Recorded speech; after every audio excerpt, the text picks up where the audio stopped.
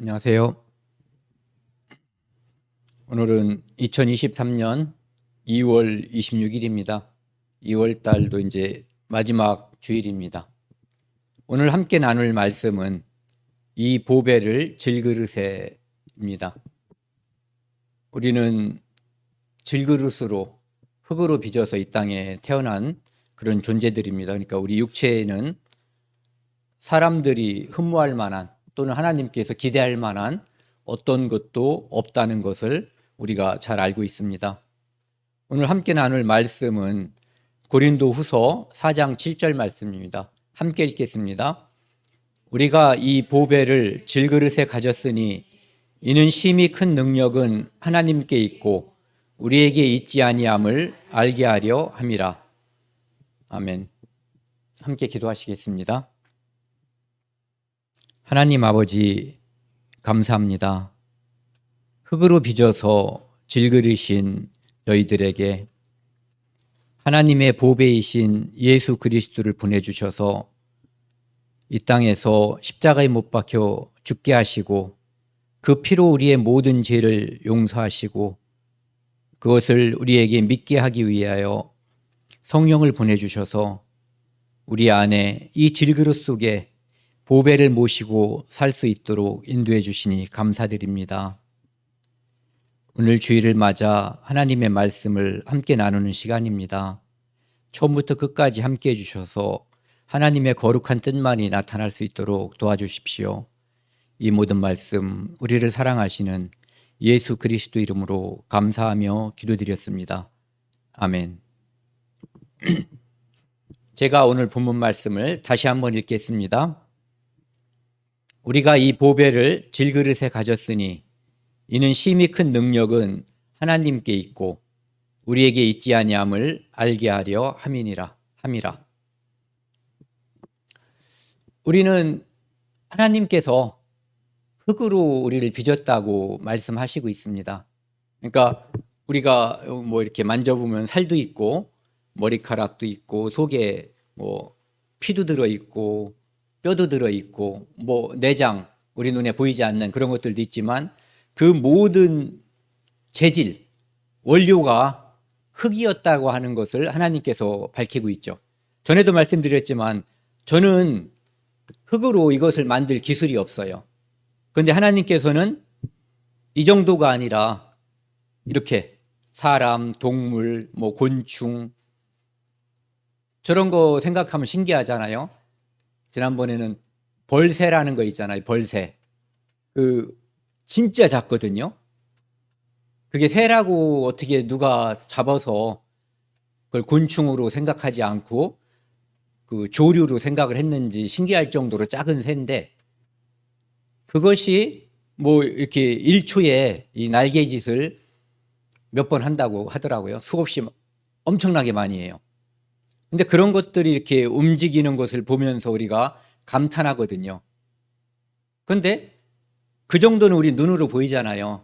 그런데 눈으로 보이지 않는 세균이라든지 우리가 아직까지도 완전히 벗어나지 못한 코로나 바이러스, 이 사람 눈으로 보이지 않는 그런 것들에 의해서 우리가 영향을 받는데 그것들이 다 하나님께서 만드신 거거든요.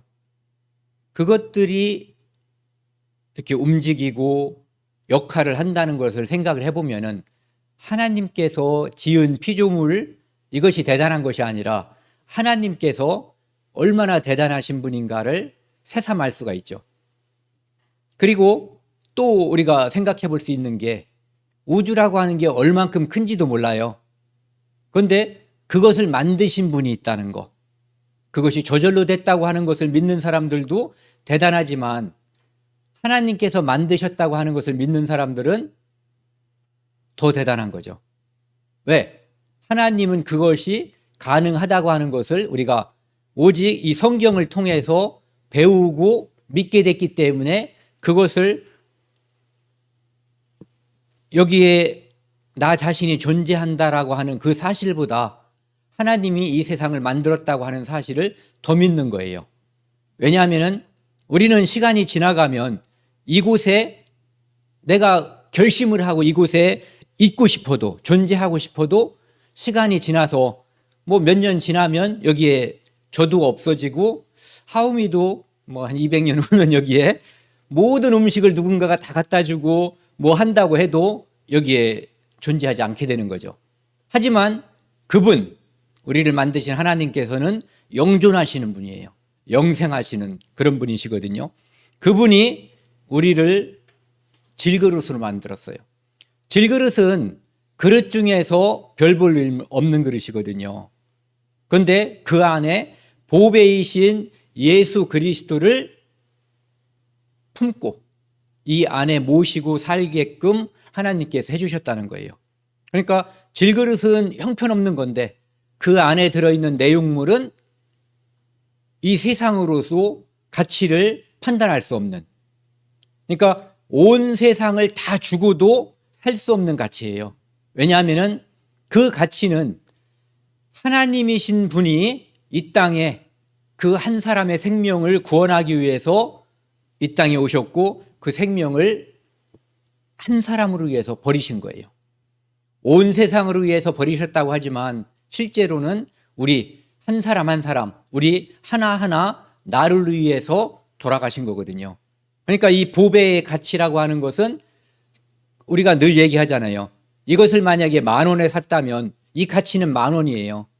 그런데 나의 가치는 질그릇인 것처럼 보이는 이 저의 가치가 얼만큼이냐면은 하나님의 아들의 가치예요. 왜? 그분이 나를 위해 생명을 버려주셨기 때문에. 그래서 우리가 이 보배를 질그릇에 가졌으니 이는 심히 큰 능력은 하나님께 있고, 사람들은 우리 자신이 왜 보배가 됐냐면은 우리 자신이 질그릇이지만 우리가 보배를 품고 있기 때문에 보배인 거거든요. 이스라엘 민족이 다른 민족보다 대단해서 하나님의 백성이라고 하거나 성민 또는 선민이라고 하는 이유가 하나님이 선택하셨기 때문이거든요. 그것처럼 모든 이 땅에 있는 모든 사람들이 다 질그릇이지만 그 안에 보배이신 예수 그리스도를 우리가 모셨기 때문에, 우리 안에 예수 그리스도가 오셨기 때문에 우리가 보배가 된 거예요. 다른 것은 아무것도 없어요. 이 땅에 우리보다 훌륭하고 잘난 사람들, 육체적으로나 지능적으로나 양심적으로나 훌륭하신 분들이 많아요. 그런데 그들을 하나님께서 보배롭게 보지 않고 오직 예수 그리스도를 마음에 모신 사람들을 보배로 여기는 거거든요. 그 이유는 바로 질그릇 속에 반짝이는 보배가 들어있기 때문이에요. 그것은 내가 예수 그리스도를 주로, 그리고 내가 예수 그리스도의 종임을 시인하고 마음속에 인정했기 때문에 벌어진 일이에요. 그래서 여기 보시면은 이는 심히 큰 능력은 하나님께 있고 하나님께서 그 일을 하신 거예요. 내 안에 예수 그리스도를 받아들인 것은 내가 뭔가 딴 사람보다 선하거나 딴 사람보다 잘생겨서가 아니라 그분이 나한테 오셨기 때문에, 그래서 우리가 심히 큰 능력, 즉 복음을 받아들인 그 사실 자체가 그 능력이 하나님께 있는 거거든요. 우리에게 있는 게 아니라 우리에게 있지 아니함을 알게 하려 함이라. 그래서 질그릇 때문에 우리가 소중한 것이 아니라 보배이신 예수 그리스도를 받아들였기 때문에 우리가 대단한 존재다. 그래서 하나님께서 우리를 눈동자처럼 바라보시고 눈동자처럼 보호하시는데 그 이유는 보배를 품었기 때문이에요. 옛날에 보면은 그 왕들은 많은 여인들을 거느렸잖아요. 그런데 특별히 왕이 관심을 갖는 것은 왕의 자식을 낳은 사람들. 왜? 그 안에 왕의 씨가 들어있었기 때문에 귀해진 거예요. 심지어는 천한 무수리 같은 경우에도 왕의 씨를 품게 되면은 갑자기 신분이 확 올라가 버리는 거거든요. 그러니까 그런 측면에서 질그릇과 보배를 생각하면은 우리가 이해하는데 좋을 것 같아요. 여기 보시면은요, 질그릇이라고 하는 것은 우리가 다 아는 거예요. 왼쪽에 있는 게 질그릇이거든요. 이 질그릇은 빛나지 않는 거예요. 뚝배기 같은 거. 뚝배기도 이렇게 칠한 게 있고 칠하지 않은 거 있잖아요. 일반적으로 보니까 이 칠하지 않은 거, 이것을 질그릇이라고 하고, 이렇게 칠해서 반짝반짝거리는 거, 이것은 요거보다 더 공정이 한 공정 더 들어간 거예요. 그러니까 질그릇은 사람이 만드는 어떤 그릇 중에서 가장 아래에 있는 그릇이라고 볼 수가 있는 거죠. 어떤 것은 우리가 정말 자기 목숨보다 더 귀하게 여기는 그런 도자기들도 있잖아요. 뭐 몇십억 또는 몇백억을 이렇게 부를 수 있는 그런 것들도 있거든요. 그런데 질그릇은 바로 이렇게 아무것도 칠하지 않은, 그래서 사람들이 귀하게 여기지 않는, 그런데 거기에 이 광도 나지 않는 그곳에 하나님의 생명이 오시면 하나님의 모든 관심이 그곳에 있는 거예요. 왜? 아까 왕의 씨를 받은 그 무술이 그런 것처럼 우리는 아무것도 아니지만 하나님이 내 안에 오셨기 때문에 갑자기 귀중한 존재가 되는 거죠. 그래서 이 질그릇의 보배라고 하는 단어를 우리가 생각을 할 때 저는 먼저 떠오르는 것이 뭐냐면은 예수 그리스도예요. 하나님. 우리가 정말 하나님을 제가 잘 설명할 수도 없고 잘 알지도 못해요. 왜냐하면은 가장 작은 세계로 들어가면 저희 눈에 보이지도 않고 잘 모르거든요. 그리고 큰 세계로 들어가면 우주를 우리가 감당할 수 없어요. 알지 못해요. 그런데 그분은 그것을, 저는 누가 가르쳐줘도 모르는데 그것을 만드신 분인 거예요. 지난번에도 그런 말씀 드렸죠. 설명할 수 있는 것은 만들 수 있다. 설명할 수 없는 것은 만들 수 없다. 그러니까 하나님께서 만약에 성경에다가 인간을 만드는 과정을 이렇게 상세하게 기록한다면 이 성경이 몇 권 되겠어요? 아마 이 지구를 꽉 채워도 다 부족할 정도의 그런 글씨가 많이 필요할 거예요. 그런데 하나님께서는 우리를 그냥 단지 흙으로 만드시고 생기를 불어 넣으셨다라고 말씀하거든요.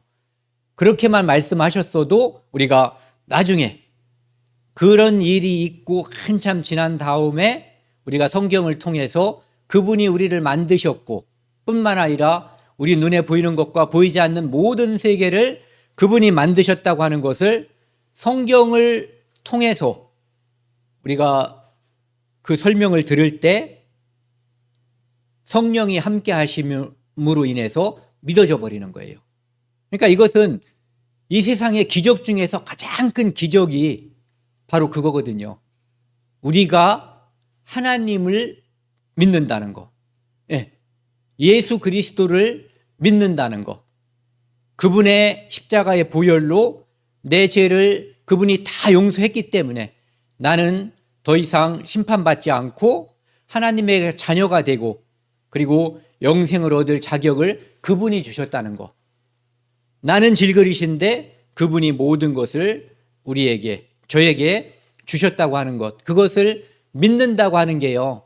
믿어지는 것이 정말 초자연적이고 기적인 거예요. 우주에 수많은 별들이 돌아다니고 돌고 있는데 이것들이 부딪히지 않는 것이 기적이 아니라 우리 안에 성령이 오신 게 가장 큰 기적이에요. 그 이사야 53장에 보시면은요, 예수님께서 이 땅에 오셨을 때 그분은 정말로 우리 인간을 하나님께서 흙으로 빚으시고 질그릇이라고 표현하는 그 이상의 그 이하의 것으로 이 땅에 오신 거예요. 우리는 원래 흙으로 만들었잖아요. 그런데 그분은 하나님이신 거예요. 모든 것을 창조하신 그분이 이 땅에 오셨을 때 연한 순 같고 마른 땅에서 나온 뿌리, 가끔 지나가다가 등산 같은 거 하다 보면은 사람들이 많이 다녀서 흙이 패이고 그런데 보면은 뿌리 같은 것이 이렇게 연약하게 솟아나왔는데 모양이 별 볼 일 없지만 그 뿌리가 어떻게 보면은 연약해 보이면서 강인하죠. 왜? 사람들이 막 짓밟았기 때문에 연약해 보이는가 하면은 살아야 되기 때문에 그래도 뿌리를 땅에 박고 있어요. 고운 모양도 없고 풍채도, 영화나 뭐 이런 데서 그림에서는 예수님을 정말 꽤 괜찮은 모습으로 그리잖아요. 미안하니까 그렇게 그리는 것 같은데 고증 없이 캐스팅한 거죠. 그분이 성경에는 이렇게 고운 모양도 없고 풍채도 없는 모습, 그러니까 질그릇 중에 질그릇으로 이 땅에 오신 거예요. 그래서 우리가 보기에 흠모할 만한 아름다운 것이 없는 모습으로, 그렇게만 오신 것이 아니라 그분은 사람들에게 멸시를 받고 버림받고 간고를 많이 겪었어요. 그러니까 가난한 집에서 태어나서 고생한 거예요. 그 다음에 질고를 많이 겪었어요. 무슨 성경엔 기록이 없지만 뭐 어디 많이 아프거나 그랬을 것 같아요. 질병으로 인한 고통이 있었던 거죠.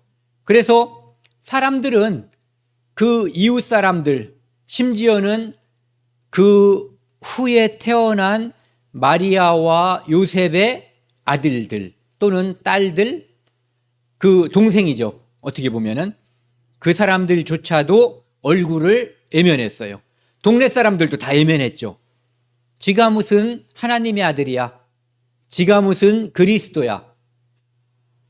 요셉의 아들이고 마리아의 아들이라고 사람들은 생각을 한 거예요.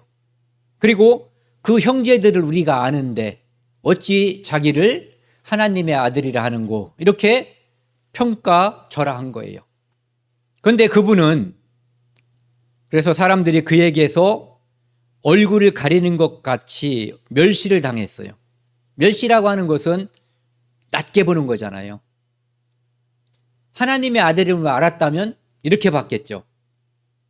그런데 멸시를 당했다는 얘기는 바리새인과 세리가 성전에서 기도할 때 바리새인이 세리를 바라보는 시선, 이게 멸시하는 시선이죠. 네. 그렇게 바라봤고 우리도 그를 귀히 여기지 아니하였도다. 그러니까 같은 민족인 사람들도 그를 귀하게 여기지 않았다는 거예요.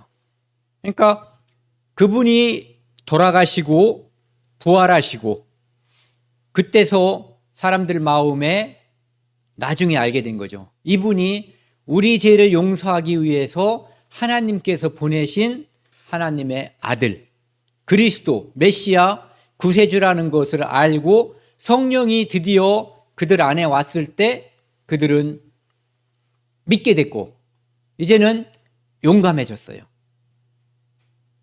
그분이 내 죄를 사하신 그리스도라고 하는 것을 믿게 된 거예요. 성령이 오지 않으면, 이 질그릇에 보배가 합쳐지지 않으면 절대로 그것을 알 수 없고 믿을 수가 없는 거예요. 애워서 시험은 쓸 수 있지만 그 마지막 심판대에서는 통과하지 못하는 거예요.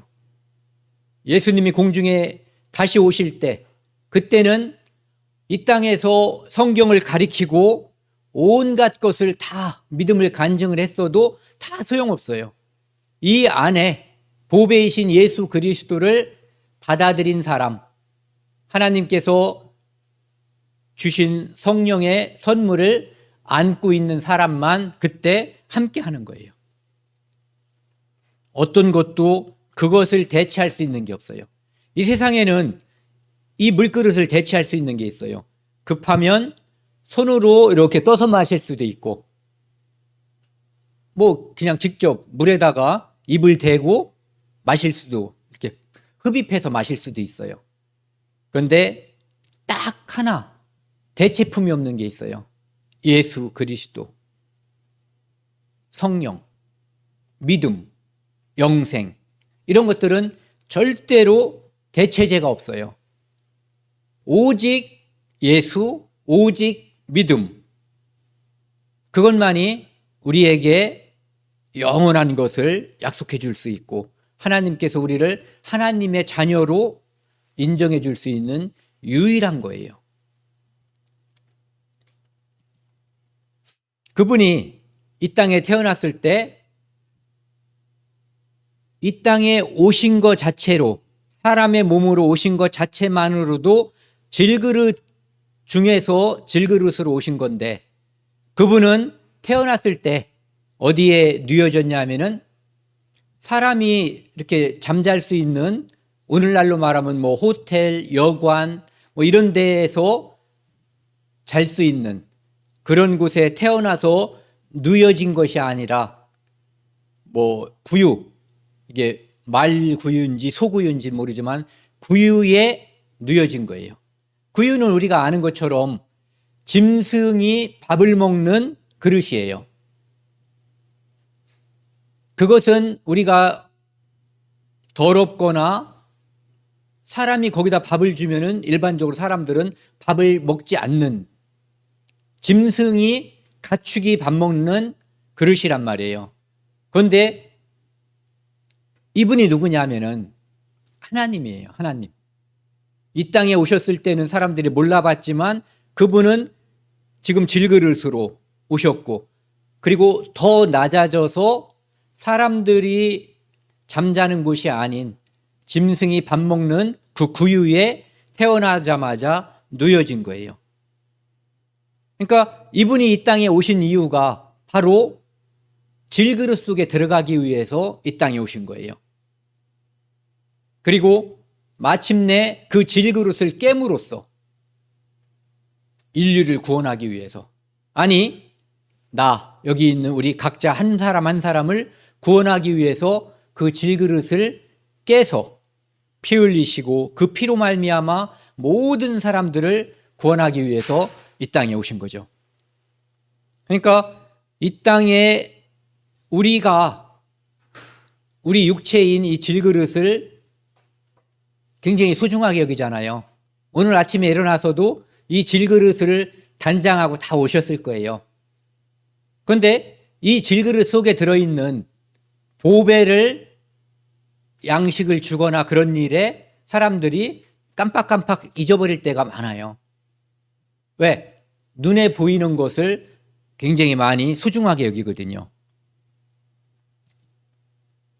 그리고 그분은 좀 전에 말씀드린 것처럼 마침내 이 땅에 오신 목적을 달성하는데, 어떻게 달성하냐 하면은 십자가에 못 박히심으로써 그 질그릇을, 그 험한 모양으로 받은 그 질그릇마저도 깨버리는 거예요.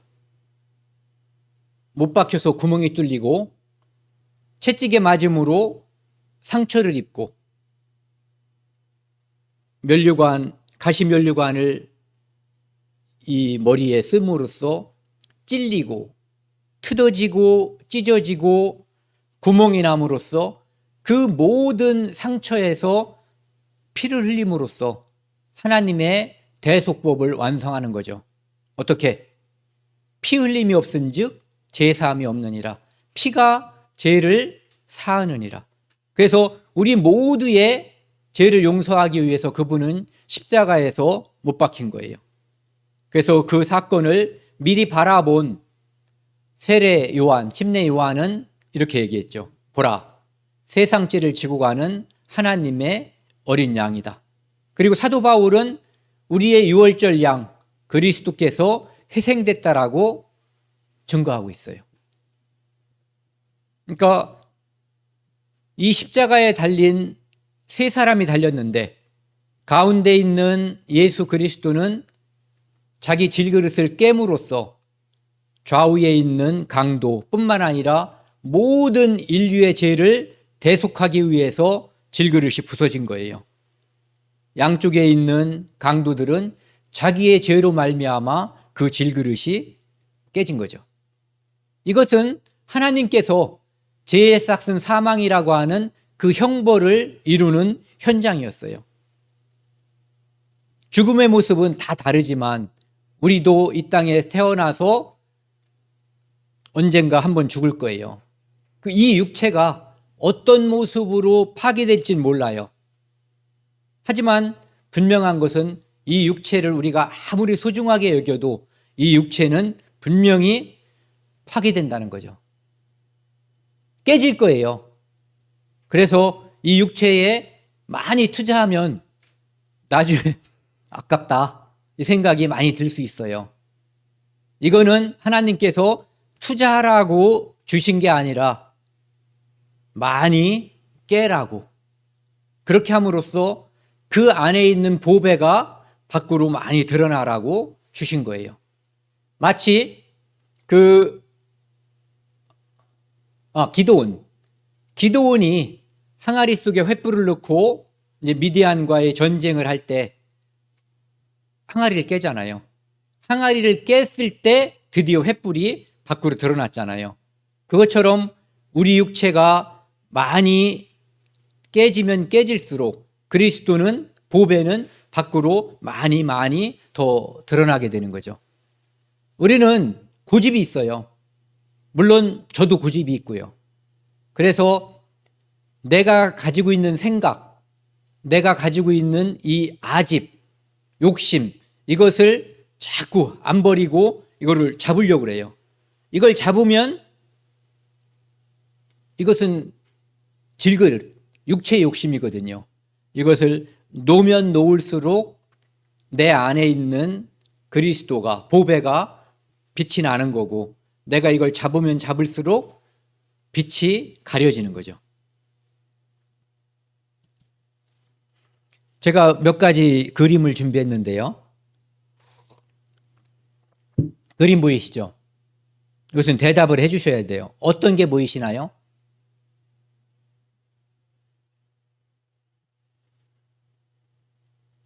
뭐가 보인다고요? 누구의? 젊어 보이는 여자의 옆모습이 하나 보이죠? 또 뭐가 보이시나요? 지금 보세요. 여기가 코라고 생각하고, 이것이 눈썹이고, 이게 턱이고, 이렇게 여기가 귀라고 생각하고, 여기가 머리카락이라고 생각하고, 이것이 이제 머플러라고 생각하면 어떤 여자가, 이것은 이제 옷이죠, 옷, 그렇죠? 네. 그런데 이 그림 속에는 또 하나의 그림이 들어있어요. 어떤 그림이냐면은 여기 다시 보세요. 이렇게 생긴 매부리코처럼 생긴 코에 입이 쑥 들어갔어요. 그리고 여기가 입이고 턱이 여기에 있는 어떤 할머니, 노인의 모습. 대부분 사람들이 이 젊어 보이는 여자의 모습을 먼저 떠올리고, 이 뒤에 여기는 설명하면은 보게 되죠. 어떤 사람은 이걸 먼저 보는 사람들도 물론 있어요. 그런데 이 그림 속에는 그것이 함께 들어있는 거죠. 그런데 무엇을 보느냐는 처음에는 무엇이 보일 수 있지만 배우면, 공부하고 내가 시선을 집중하면 다른 것도 볼 수 있어요. 우리는 이 땅에 태어나서 육신의 소욕, 그것을 이루는 교육을 받고 그것의 욕심을 채우기 위해서 밤낮으로 노력하는 그런 것을 열심히 산다라고 격려를 받고 그러면서 살고 있어요. 그런데 언젠가 어느 순간에 이 성경을 배우게 되면 내게 주신 새로운 생명, 그리고 새로운 세계, 이 땅이 끝나면 영원한 세계가 열린다는 거, 영생이 있고 하나님이 계신 세계가 존재하고 이 땅이 끝이 아니라고 하는 것을 배우게 돼요. 그것을 듣고 배우면 새로운 시선으로 그것을 바라볼 수가 있어요. 가끔은 배웠는데도, 알고 있는데도 자꾸 내 눈에 다른 것이, 예전에 보던 것이 보일 수가 있어요. 그런데 더 많이 노력하고 더 많이 교제하고 더 많이 그런 시간을 갖고 기도하면 새로운 것들이 더 많이 보여요.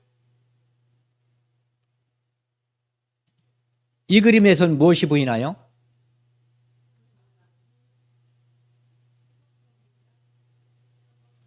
네. 이쪽에는 고릴라처럼 보이고 이쪽에는 뭐 사자처럼 보이고 가운데에는 나무가 보이죠.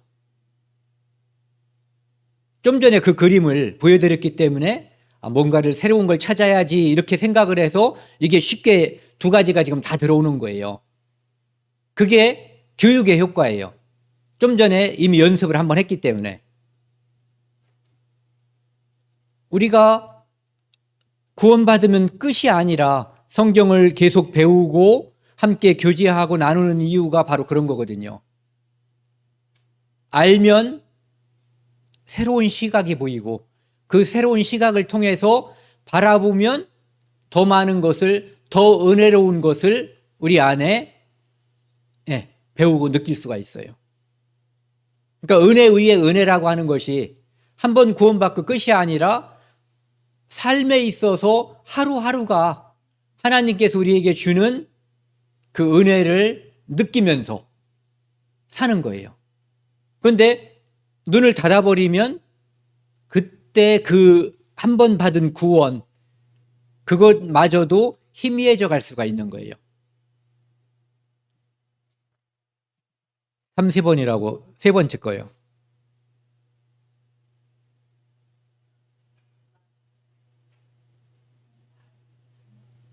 말 두 마리가 마주보고 있죠. 그리고 멀리 산이 보이고 저녁 노을이 지고 있는 새가 날고 있고, 그런가 하면 이 가운데에는 여자, 젊은 여자의 모습이 선명하게 보이고 있죠. 저는 처음에 이걸 볼 때 여자만 보였어요. 그 나중에 보니까, 자세히 보니까 말도 보이더라고요. 우리가 성경을 통해서 예수 그리스도를 이렇게 선명하게 볼 수가 있는 거예요.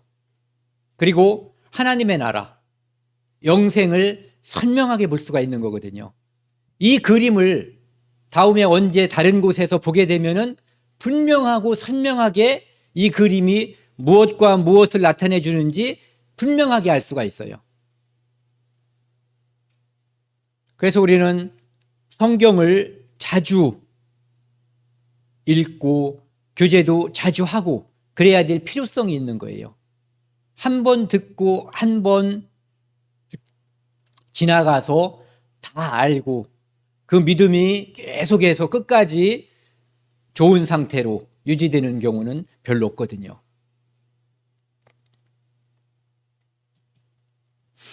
고린도후서, 아까 오늘 본문 말씀 다음입니다. 4장 8절에서 11절 말씀을 보면은요, 하나님께서 우리 안에, 질그르신 우리 안에 우리에게 보배를 주셨는데, 그렇기 때문에 우리가 사방으로, 우리는 살면서 직장이나 가족들 중에서 이제 이런 경험들을 이미 하신 분들도 많이 있을 거예요. 나 빼고는 다 적이야. 내가 특별히 악당도 아닌데 사람들이 나를 좋게 봐주지 않는 거예요. 내가 다른 사람들보다 더 착하게 행동하는데도. 왜냐하면 그들에게는 아직 보배가 없기 때문에 이질감, 또는 그들 안에 아직은 주인이 마귀이기 때문에 부딪히는 거예요. 예수님께서 제자들에게 사람들이 너희를 미워하면 먼저 나를 미워한 줄 알라고 그러잖아요. 네. 그래서 우리가 사방으로 우겨쌈을 당하여도 쌓이지 아니하며, 우리는 사방으로 우겨쌈을 당하지만 왜 쌓임을 당하지 않냐면은 내 안에 보배이신 그분이 있기 때문에. 이 모든 것, 나의 주변에 둘러싸고 있는 모든 가치를 다 합쳐도 내 안에 있는 가치, 내 안에 있는 예수 그리스도를 뛰어넘을 수 있는 게 단 한 개도 없는 거예요. 우주를 다 합쳐도. 우리가 부자가 아니잖아요. 그냥 먹고 사는 거잖아요. 근데 이 세상을 다 가진 것처럼 부자들이라고 해도, 그래도 예수 그리스도와 견주면 이 가치는 애들 말로 세 발에 핀 거죠. 그래서 답답한 일을 당하여도 낙심하지 아니하며, 살면서 답답한 일이 있을 수 있어요. 그럼 저렇게 답답하고 저렇게 어려운 상황에서 저 사람은 왜 힘있게 살 수 있는가? 왜? 그 안에 보배가 있기 때문에 그런 거예요. 박해를 받아도, 지금은 박해까지는 별로 없잖아요. 그런데 예전에 그리스도인들은 직접적으로 살해, 죽이는 그 박해도 있었거든요. 거꾸로 들임을 당하여도 망하지 아니하고, 나를 죽였는데 이 세상에서는 죽음은 끝이잖아요. 사람들이 죽음은 끝이란 말을 자주 해요. 그런데 그리스도인은 죽음은 끝이 아닌 거예요. 여기 있는 것처럼 거꾸로 들임을 당해도 망하지 않아요. 왜? 이 땅에서 사람들은 그 죽은 그리스도인이 망한 걸로 보이지만, 그 그리스도인을 평가하고 그 그리스도인을 감싸고 귀하게 보는 분이 한 분 계셔요. 그분이 이 우주와 천지 만물의 주인이시기 때문에 주인에게 인정받는 그리스도인인 거예요. 그래서 우리가 항상 예수의 죽음을 몸에 짊어짐은 예수의 생명이 또한 우리 몸에 나타나게 하려 함이라. 우리가 예수님이 십자가를 진 것처럼 이 땅에서 고난을 받고 힘들고 고난을 자초하는 경우도 있죠. 내가 그리스도인임을 숨기면 고난받지 않을 수 있는데, 내가 그리스도인임을 숨기지 않고 전도하고 말했기 때문에 당하는 그것으로 인해서 나는 고난받지만 나를 통해서 예수 그리스도가 다른 사람들에게 드러나는 거예요. 내 육체가 깨어질 때 그리스도가 드러남으로써 다른 사람들에게 나는 죽고 그들에게 생명이 전파되는 거죠. 우리 살아있는 자가 항상 예수를 위하여 죽음에 넘겨짐은, 그 당시 사람들은 이렇게 사는 거예요. 예수의 생명이 또한 우리 죽을 육체에 나타나게 하려 함이라. 그래서 죽는 사람들을 통해서 사람들은 그리스도를 발견한 거예요. 로마 사람들은 그리스도인들을 죽이면 학대를 해서 물에 빠뜨려 죽이고 불에 태워 죽이고 사자의 밥을 삼아버리면 두려워서 감히 그리스도인이 되지 않을 줄 알고 사람들을 많이 모아놓고 그들을 일부러 죽였는데, 그 죽음 과정에서 우리가 사람들이 일반적으로 생각하고 있는 죽음의 모습과 그리스도인들이 죽는 모습은 전혀 다른 거예요. 그 안에 질그릇이 깨어질 때 그들 안에 있는 그리스도가 자꾸 많이 사람들에게 보였던 거예요. 그러니까 순교가 전도가 돼버린 거예요. 그들은 순교가 전도가 아니라 뭐라고 해야지 되죠? 그들로 하여금 그리스도를 이 땅에서 포기하게 하기 위해서 시작을 한 거였는데, 실제로는 전도의 도구가 된 거죠. 그래서 사탄이 십자가에서 예수를 죽이면, 하나님의 아들을 죽이면 하나님의 모든 계획이 끝날 줄 알았어요. 그런데 십자가에서 예수 그리스도를 못 박음으로써 그의 피로 우리가 구원을 받는 역사가 일어나는 역설처럼 순교를 통해서 사람들은 예수 그리스도를 더 많이 발견하게 된 거예요. 즉, 질그릇이 깨어질 때 진짜 참 보배이신 그리스도의 참 빛이 사람들에게 비춰졌던 거예요. 고린도후서 1장 8, 9절 말씀을 보면은요, 이 사도 바울이 형제들아, 우리가 아시아에서 당한 환난을 너희가 모르기를 원하지 아니하노니, 그러니까 내가 아시아에서 사도 바울과 신라라든지 바나바나 이런 사람들이 고난을 받은 그것을 말하고 싶은 거예요. 힘에 겹도록 심한 고난을 당하여 살 소망이 끊어지고 산다는 보장이 없을 만큼의 고통을 받은 거예요.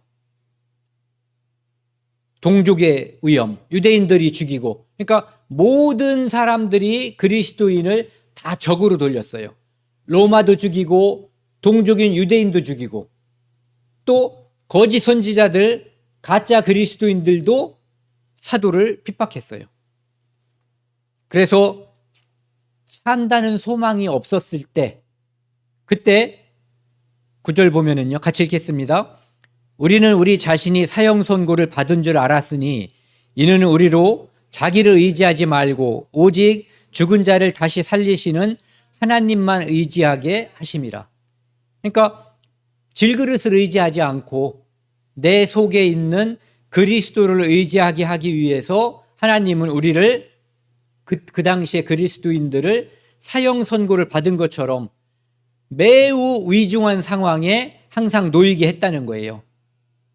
그래야만 그리스도를 의지하고 그래야만 그들을 통해서 질그릇을 통해서 나타날 수 없는 대단한 능력이 그 안에 있는 그리스도를 통해서 나타나게 하기 위해서.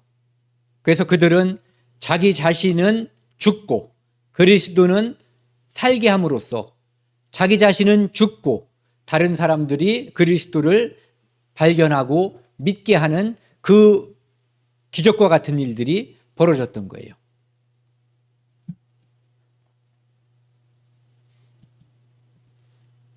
그래서 이런 표현을 쓰고 있죠.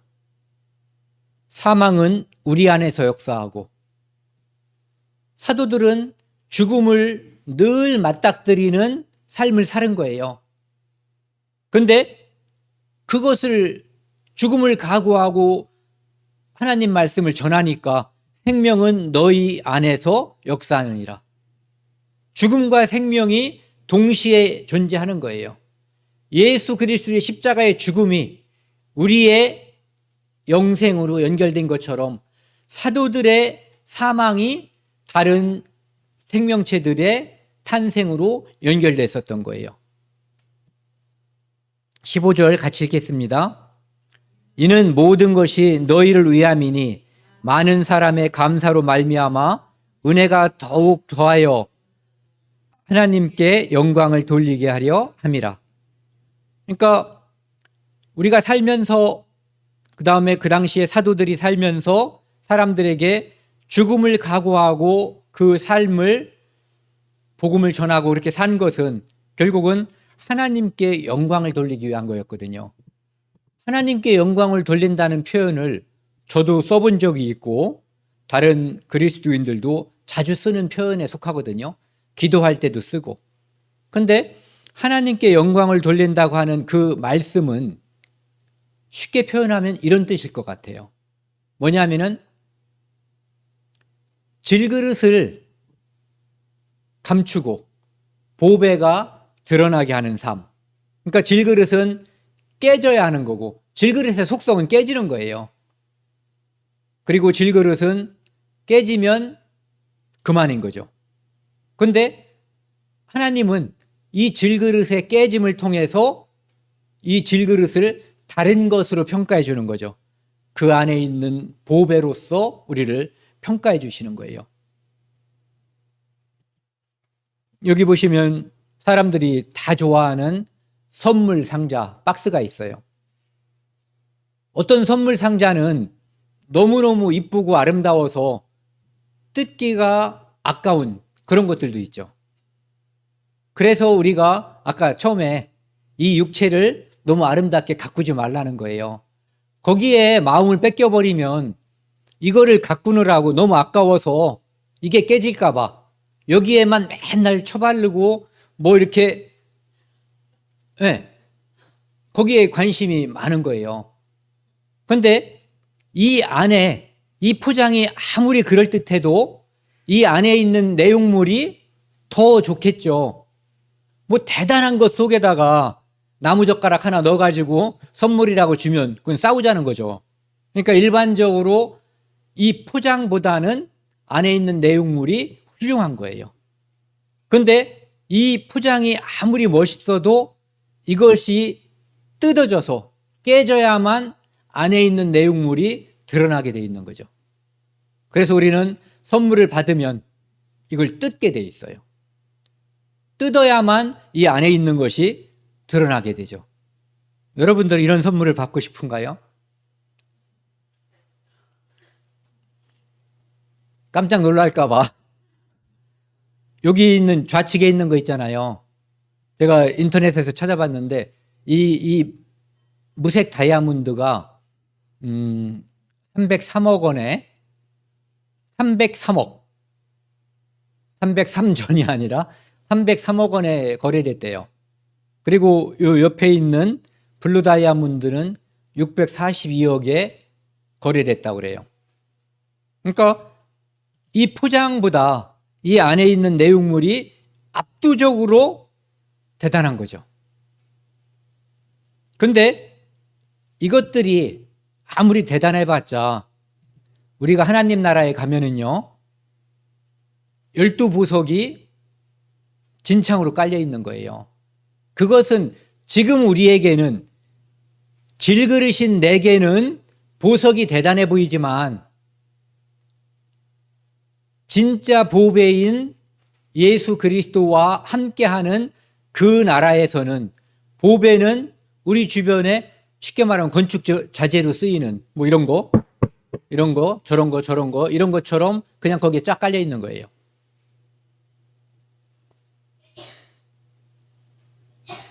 여기 택배 하나를 받았는데 택배에 보면은 원래는 여기에 써 있지 않고 요 어딘가에 써 있죠. 내용물이. 여기는 한라봉이라고 써 있어요. 그러면 뜯기 전에 벌써 이 군침이 돌죠. 아, 한라봉을 보냈구나. 이걸 알 수가 있어요. 그래서 열어보면 이런 게 나오는 거죠. 한라봉이. 근데 우리는 이 성경을 통해서 하나님께서는 이 질그릇 속에 보배가 있다고 성경에서 강조하고 말씀하고 있거든요. 근데 우리는 이 질그릇에 더 많이 관심을 갖고 속에 들어있는 보배에 그다지 관심을 갖지 않는 경우가 너무 많은 거예요. 분명히 질그릇 속에 보배가 있다고 말씀하시고 그 보배가 내 안에 있음을 아는데도 불구하고, 그러니까 이 택배에서는 명확하게 알고 침을 흘리는데 성경을 통해서는 그것을 잘 인식하지 않는 경우가 많이 있는 거죠. 우리가 성경을 자주 읽고 교제해야지 되는 이유가 바로 깜빡했을 경우에 우리가 형제자매들을 통해서 그 이야기, 내가 내 안에 있는 보배 때문에 당한 어떤 환난, 또 그 보배 때문에 내가 알게 됐었던 그 엄청난 경험들, 이것을 서로 주고받음으로써 우리는 껍데기 질그릇보다는 그 안에 있는 보배에 대해서 더 많이 관심을 갖게 되는 거예요. 질그릇은 깨지면 다 버려요. 이렇게. 질그릇뿐만 아니라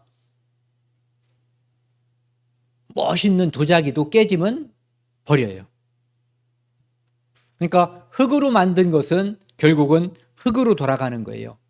거기에서 이 흙에서는 아무런 가치를 우리가 찾을 수도 없고 찾아서도 안 돼요. 그럼 어디에서 가치를 찾아야지 되냐면은 내 안에 들어있는 보배에서만 가치를 찾아야 되는 거예요. 사람들은 가끔 이 질그릇을 합리화하기 위해서 그런 말도 하죠.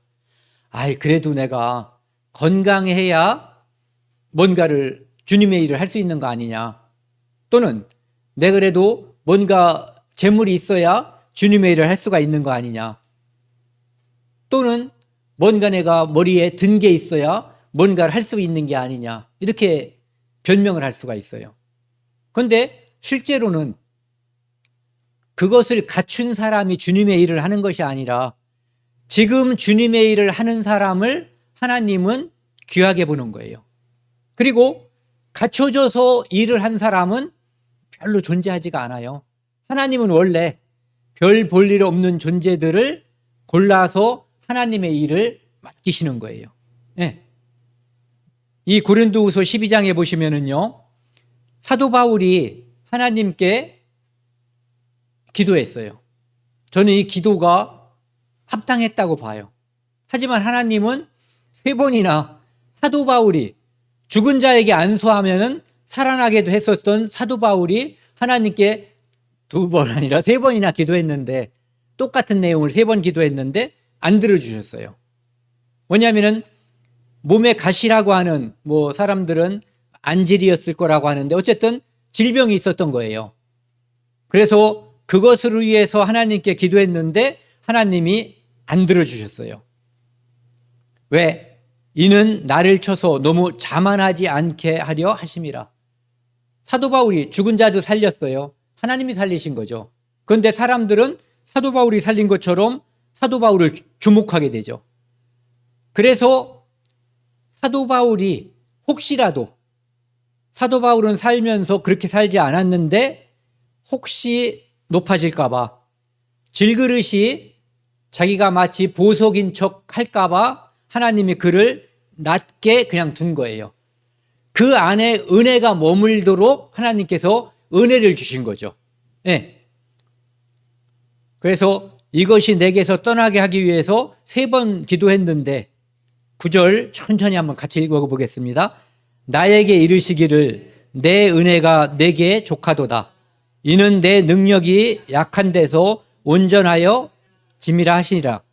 그러므로 도리어 크게 기뻐함으로 나의 여러 약한 것들에 대하여 자랑하리니 이는 그리스도의 능력이 내게 머물게 하려 함이라. 내가 약할 때, 내가 할 수 없을 때 우리는 하나님을 잡고 기도해요. 그래서 사도 바울이 질병이 있을 때 하나님께 간구한 거예요. 하지만 하나님은 그의 기도를 들어주시는 대신 이렇게 말씀한 거예요. 내 은혜가 내게 족하다. 지금 하나님의 은혜로 말미암아 사도 바울을 통해서 일어나는 기적들, 은혜, 전도의 사역들, 이것이 충분하다는 거예요. 더 많은 것을 할 수도 있지만 지금 그것으로도 하나님은 족하게 보신다는 거죠.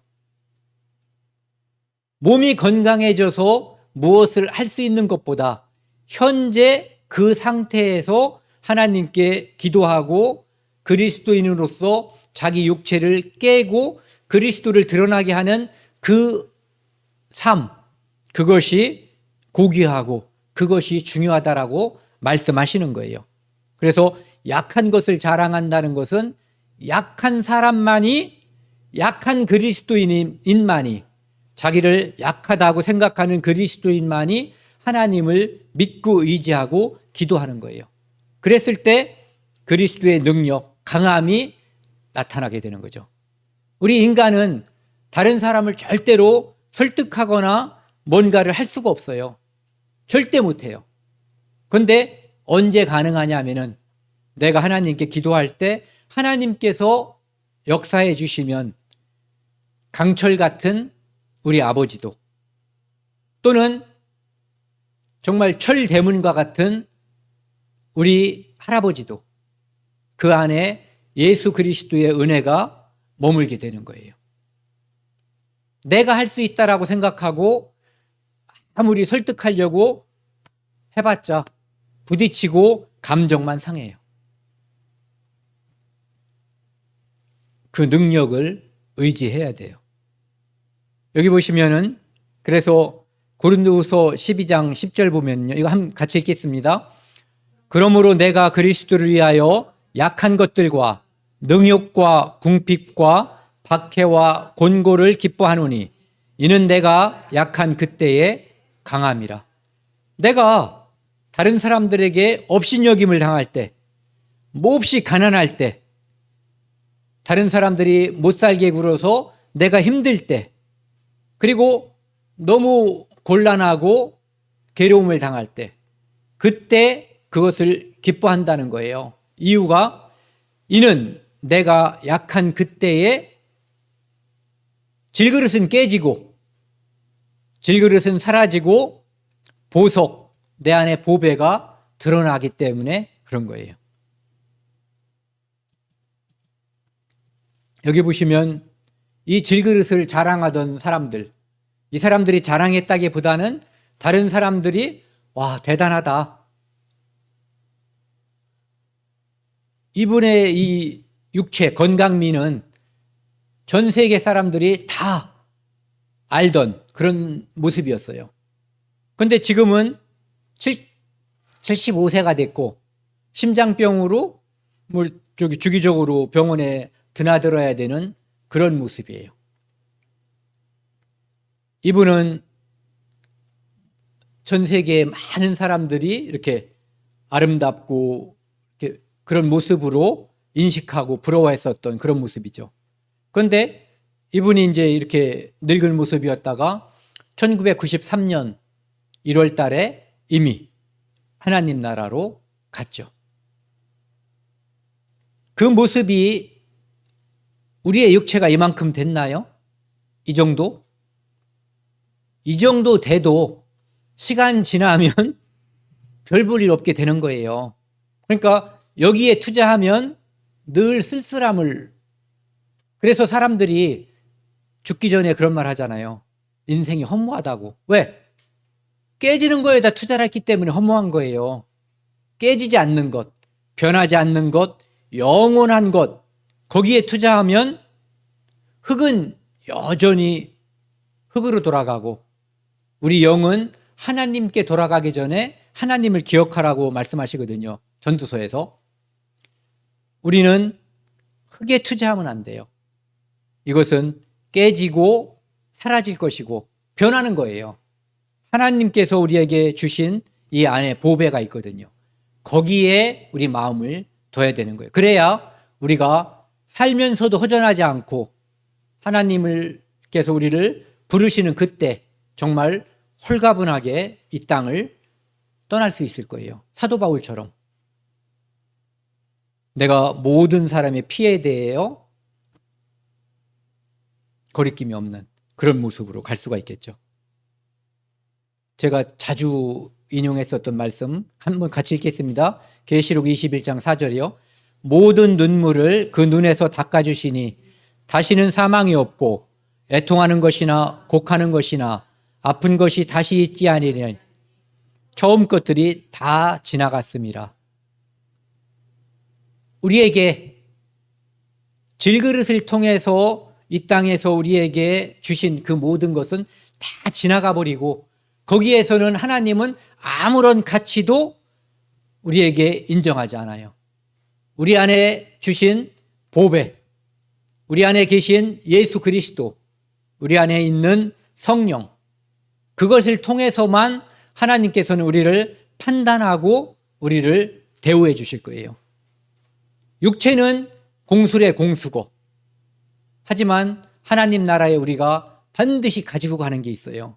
그것은 바로 믿음이고 믿음의 성장이고 보배를 우리가 안고 가는 거예요. 오늘은 여기까지 하겠습니다. 함께 기도하시겠습니다. 하나님 아버지 감사합니다.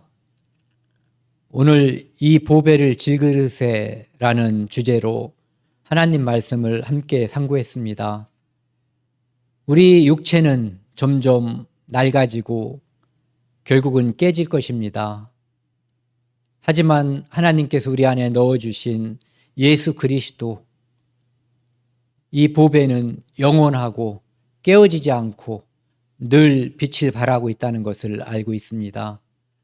우리가 깨어질 질그릇에 관심을 두지 않고 오직 변함없는 영원한 삶에 관심을 두고 하루하루를 살고 또한 마지막 날 하나님 앞에 기쁨으로 만날 수 있도록 저희 삶을 인도하여 주시고 도와주십시오. 이 모든 말씀 우리를 사랑하시는 예수 그리스도 이름으로 감사하며 기도드렸습니다. 아멘.